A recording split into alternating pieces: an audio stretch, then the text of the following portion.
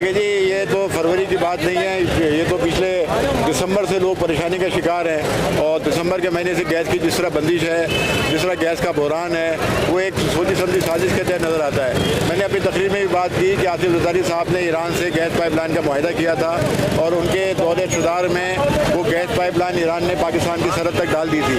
لیکن نواز شریف صاحب جب حکومت میں آئے اور اس کے بعد عمران خان صاحب آئے تو انہوں نے امریکن احکامات کے تحت وہ گیس پائپ لائن پہ آگے عمل درآمد نہیں کیا، اور گیس پائپ لائن پاکستان تک نہیں آ سکی ہے۔ اگر وہ گیس پائپ لائن یہاں پاکستان تک آ جاتی تو آج یہ صورتحال پیدا نہیں ہوتی اور پاکستان میں اس طرح کا بحران پیدا نہیں ہوتا۔ لیکن اس کے باوجود آپ دیکھیں صوبہ سندھ 71% گیس پیدا کرتا ہے، لیکن اس کو اس کا حق نہیں دیا جا رہا۔ قانون اور آئین کے مطابق جو صوبہ قدرتی وسائل پیدا کرتا ہے پہلا حق اس کا ہوتا ہے، لیکن وہ ساری کی ساری گیس جو ہے وہ ساری گیس سندھ سے باہر بھیجی جاتی ہے، لیکن سندھ کو نہیں دی جاتی ہے۔ تو اسی پر ہم احتجاجاً آج یہاں لیڈیز ونگ کا مظاہرہ ہوا تھا۔ اس طرح کے مظاہرے ہم نے پہلے بھی کیے ہیں۔